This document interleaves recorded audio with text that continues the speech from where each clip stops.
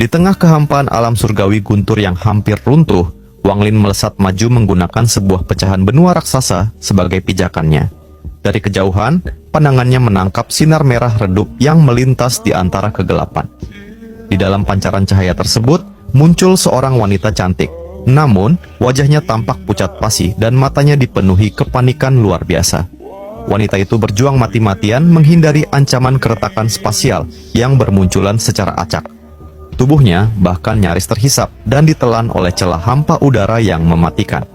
Ukuran pecahan benua yang dikendarai oleh Wang Lin sangat mencolok di tengah ruang hampa, sehingga wanita itu dengan cepat menyadari keberadaannya. Wajahnya seketika dipenuhi kegembiraan dan harapan. Ia bergegas terbang menuju pecahan benua Wang Lin untuk mencari perlindungan. Namun, sebuah keretakan spasial sepanjang 100 kaki mendadak terbuka. Wajah wanita itu langsung pucat pasi saat ia berupaya keras membelokkan arah. Akan tetapi, usahanya terlambat dan tatapan matanya berubah menjadi keputusasaan yang mendalam. Wang Lin mengamati situasi tersebut dengan tenang, lalu menarik pandangannya. Mengingat kepribadiannya yang dingin, ia bukanlah sosok yang mau menyelamatkan seseorang tanpa alasan. Pecahan benua di bawah kakinya terus terbang lurus ke depan tanpa ada niat sedikit pun untuk berhenti. Ketika tubuh wanita itu mulai tertarik ke dalam celah dimensi, ia berjuang sekuat tenaga dan berteriak mengatakan Zhan Gongli adalah kakak seniornya. Mendengar nama Zhan Gongli, dahi Wang Lin seketika berkerut. Ia teringat pernah melihat wanita ini sebelumnya ketika Zhan Gongli melintas bersama rombongan lebih dari 10 orang. Saat pertama kali bertemu, wanita itu baru saja mencapai tahap ilusori yin. Namun, akibat situasi yang buruk, kultivasinya merosot drastis dan energi asalnya hampir habis total, sehingga ia hanya bisa mengandalkan kekuatan yang setara dengan tahap ascendant. Mengetahui hubungannya dengan Zhan Gongli, pecahan benua di bawah kaki Wang Lin mendadak berputar balik dan melesat cepat menuju lokasi wanita itu. Dalam sekejap, benua batu raksasa menghantam keretakan spasial sepanjang 100 kaki. Wanita itu langsung melompat keluar dan berhasil mendarat di atas pecahan benua. Dengan wajah yang masih syok, ia menatap Wang Lin dengan penuh rasa syukur dan berbisik pelan menyampaikan terima kasihnya. Wang Lin mengerutkan kening dan menatap wanita itu dengan dingin, lalu bertanya apakah wanita itu memiliki giok surgawi. Wanita itu tertegun sejenak sebelum akhirnya mengangguk cepat. Wang Lin kemudian menetapkan syarat penyelamatan dengan nada datar.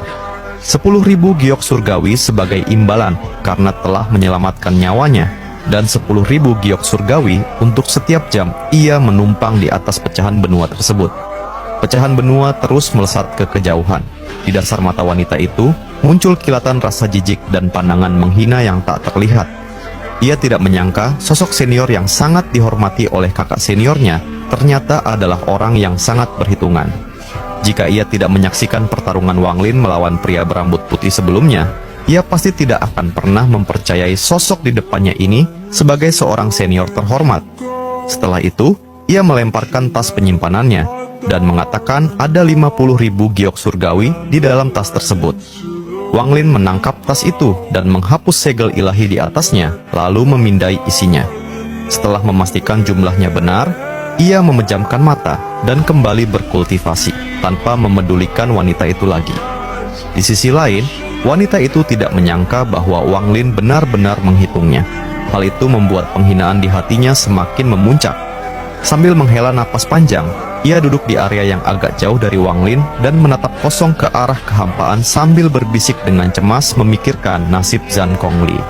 Pecahan benua batu yang dikendarai Wang Lin terus melesat cepat menembus kegelapan ruang hampa tanpa terpengaruh sedikit pun oleh beban tambahan. Sementara itu, wanita bernama Zhan Yun yang baru saja diselamatkan oleh Wang Lin terkagum-kagum melihat ketahanan luar biasa dari benua batu tersebut. Benua batu itu meluncur ganas menabrak dan meratakan setiap retakan spasial tanpa mengalami kerusakan sedikit pun. Di tengah perjalanan, Zhan Yun melihat 3 rekannya yang sedang terbang dengan panik melintasi udara hampa. Salah satu dari mereka adalah Xi Zifeng. Ketiganya langsung terbang menuju benua batu Wang Lin dengan harapan dapat menyelamatkan diri. Meskipun Zhan Yun memohon agar Wang Lin memperlambat kecepatan benua batu tersebut, Wang Lin tetap tidak memedulikannya.